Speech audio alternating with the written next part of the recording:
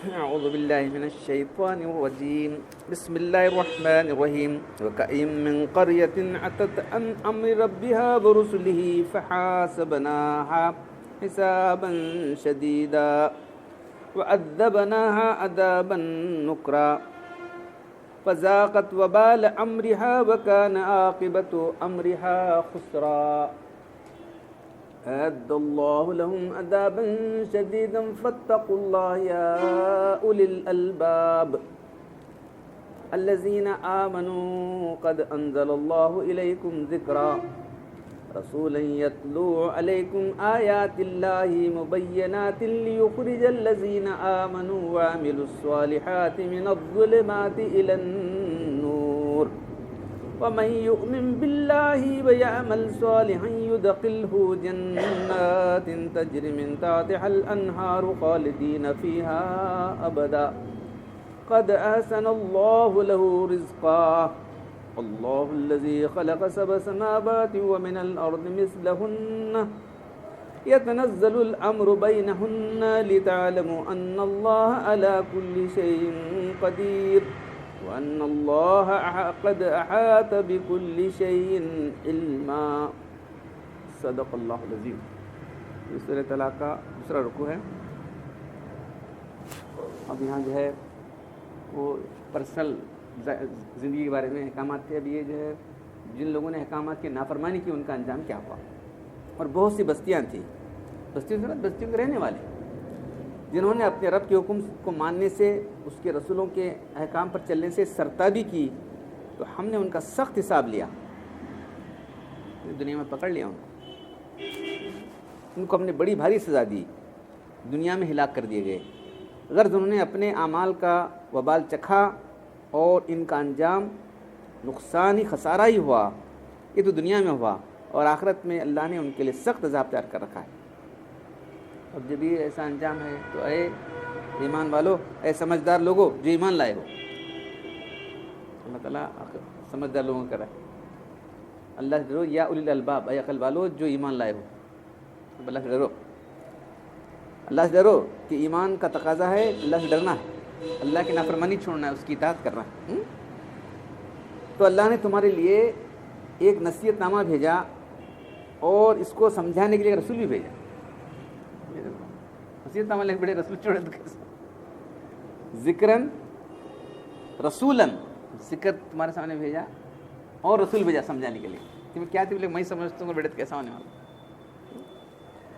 جو تمہیں اللہ تعالیٰ کی آیتیں تلاوت کر رہے ہیں, جو کھلی کھلی صاف واضح آیتیں, تاکہ ایمان والوں کو اور عمل صالح کرنے والوں کو اندھیریوں سے نکال کر روشنی میں لائیں. اور جو بھی اللہ پر ایمان لائے گا اور عمل صالح کرے گا, اللہ تعالیٰ اس کو جنتوں میں داخل کریں گے جس کے نیچے نہریں بہری ہوں گی, جہاں وہ ہمیشہ ہمیشہ رہیں گے. اور اللہ نے ان کے لیے بہترین رزق تیار کر رکھا ہے. وہ اللہ ہے جس نے 7 آسمان بنائے اور اسی کے مثل زمین بھی 7 بنائی. ان زمین اور آسمان کے اندر اللہ کا حکم ہی نازل ہو رہا ہے, یعنی اللہ کا حکم ہی چل رہا ہے زمین آسمان کے اندر. تمہارا کسی کا نہیں چلا ہے یہ دیکھو, تاکہ تم یہ بات جان لو کہ اللہ ہر چیز پر قادر ہیں, اور یہ کہ اللہ نے ساری چیزوں کو اپنے علم میں گھیر رکھا ہے. کوئی چیز اللہ کے علم سے باہر نہیں. تو دیکھیں اب طلاق کے احکام کتنے اہم تھے. جو لوگ سنے ہیں جو نہیں سنے, اب کیا کر سکتے ہیں, ریپیٹ تو نہیں کر سکتے. کیسی اہم ہدایتیں اللہ نے وہاں دی. تو اللہ تعالیٰ کی ہدایتیں پر عمل نہ کرنے سے دنیا کی زندگی بھی جو ہے اجرن ہو جائے گی, آخرت میں تو عذاب بھگتنا پڑے گا ان کو. تو جنرل بات بیان کی کہ ہمارے رسول جو ہے بہت سی بستیوں پر پہنچے, تو انہوں نے اللہ کے احکام کا, اللہ کے رسول کی اطاعت کا انکار کر دیا. فحاسبنا حسابا شدیدا, آیت میں ان قوموں کے حساب لیا سے مراد یہاں ان کو آتا حساب لیتے ہیں, بولتے ہیں آتے طرح حساب لیتے ہیں, اس کو سزا دی دنیا کے اندر. یہ مطلب حساب لینا ہی نہیں ہے, بلکہ دنیا کے اندر اللہ نے کی گرفت کیسی حساباً نکرا,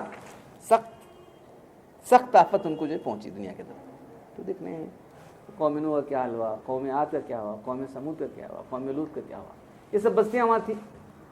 یہ مکہ کے لوگ جو ہے سجایا کرتے تھے, تو راستے میں سب بستیاں ملتی تھیں. دیکھو کیسے ان انبیاء کرام کا انکار کرنے کے بعد اللہ کی طرف کیا ان کا انجام دنیا کے ذریعے ہوا، آخرت کا انجام تو اور برا. تو اس لیے وذاقت وبال امرہا، اس کا وبال چکھا انہوں نے. وأعد اللہ لهم عذاب، اور وہاں کا عذاب بہت سخت، وہاں کا عذاب جو اللہ نے تیار کیا بہت شدید عذاب ہے. بس فاتقوا اللہ اولی الالباب الذین آمنوا، اے لوگوں جو ایمان لائے ہو، جو عقل مند ہو، تم اللہ سے ڈرو.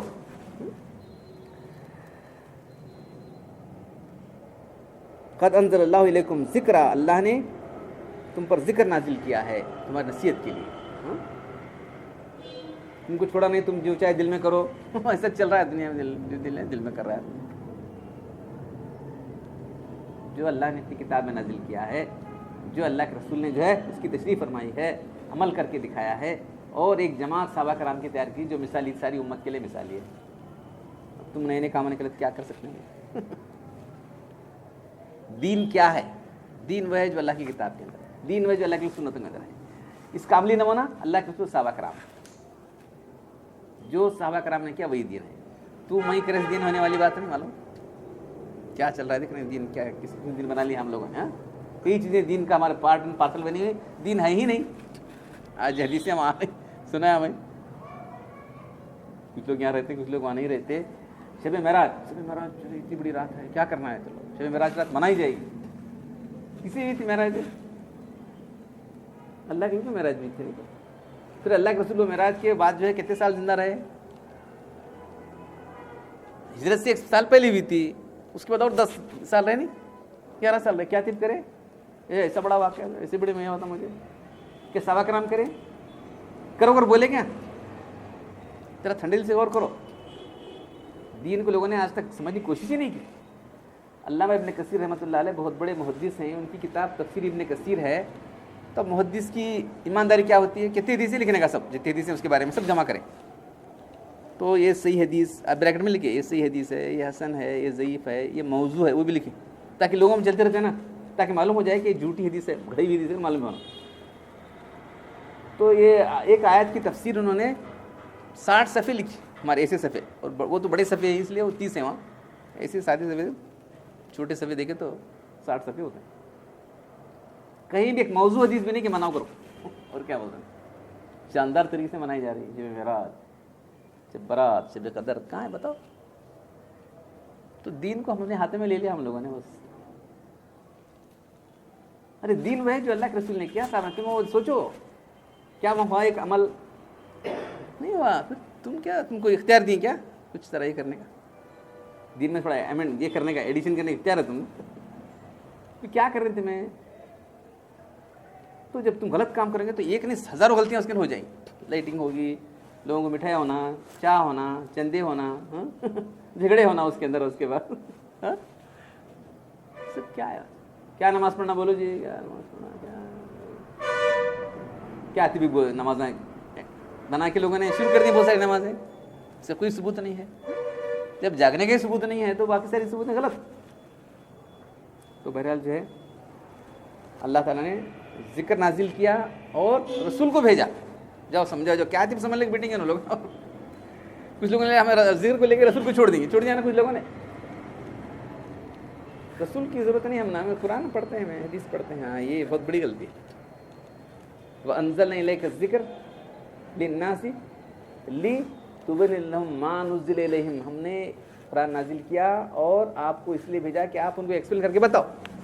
یہ اللہ تعالیٰ سورہ نحل کی آیت لِتُبَيِّنَ لِلنَّاسِ مَا نُزِّلَ إِلَيْهِمْ. ان کی طرف کیا نازل کیا ہے تمہیں ذرا سمجھاؤ. کیا تھے سمجھ لے بیٹھیں گے انہوں.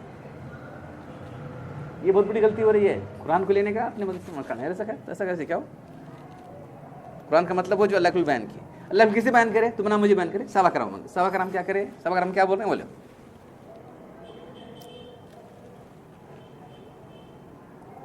قرآن کی تفسیر اصول میں یہی بات ہے کہ اللہ تعالیٰ نے کتاب نازل کی، کس پر نازل کی؟ نبی پر نازل کی. ان کی ذمہ داری لگی تھی کہ سمجھاؤ. کسے سمجھائے بھائی؟ ڈائریکٹ کون شاگرد ہیں ان کے؟ ان سے سمجھنا کہ تمہیں تمہارا مطلب کڑتے بیٹھیں گے. دیکھو کسی غلطیاں کر رہے ہیں لوگ، بنیادی غلطیاں ہو رہی ہیں. یہ اس کی غلطیاں نہیں، بنیادی غلطیاں ہی ہیں. خلاصہ یہ کہ قرآن نازل کیا اور رسول کو بھیجا تاکہ رسول جو ہے ان کو دین کا قرآن کا صحیح مطلب سمجھائیں اور پھر عمل کر کے بھی دکھائیں. اب اس کے بعد پھر بول رہے ہیں کہ تم کرو نہ کرو, ساری دنیا میں اللہ کا حکم چلا ہوا ہے. 7 آسمانوں کے ادھر چلا ہے, 7 زمینوں کے ادھر چلا ہوا ہے. کیا 7 زمینیں ہیں یا نہیں ہیں؟ اب یہ سوال ہے. ذکر آ رہا ہے 7 زمینوں کا, کیا 7 زمینیں ہیں کہ نہیں؟ تو حدیث میں تو ہیں غریب بولیں. اب کیا یہ جو ہے زمین کے لیئرز کو کہا گیا ہے, کیا الگ الگ جو یہ ہیں اس کو کہا گیا ہے؟ ہم کو کیا کرنا, کل سوال ہم سے ہونے والا نہیں. ڈفرینس آف اوپینین ہے. اتنی بات ثابت ہے کہ 7 جسے آسمان ہیں ویسے 7 زمینیں ہیں.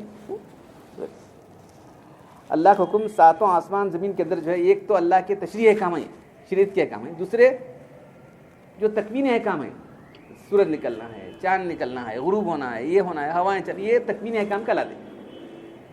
کس کے حکم سے ہو رہے ہیں سب؟ وہ بھی ساری کائنات میں اللہ کا آرڈر چلا ہوا ہے. تو اللہ تعالیٰ ایسے ہیں, تم نہیں مانے تو کیا ہونے والا, اس کی خدائی میں کوئی فرق آنے والا نہیں ہے,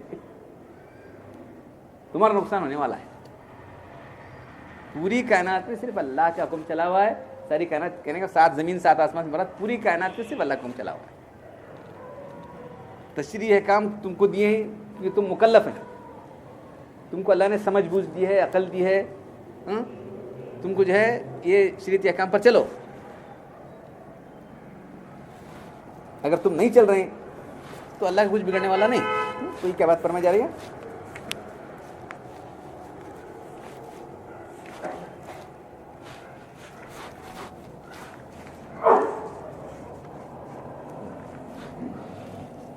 اللہ الذی خلق 7 سماوات ومن الارض مثلہن. اللہ وہی ہے جس نے 7 آسمان بنائے اور اسی کے مثل زمین میں بنائی.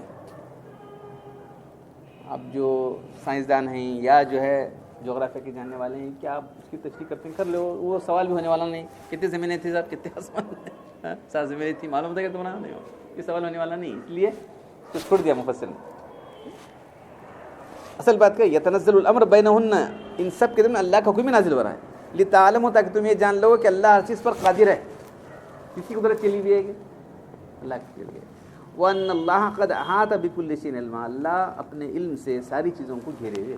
کوئی چیز اللہ کے علم قدرت سے باہر نہیں ہے.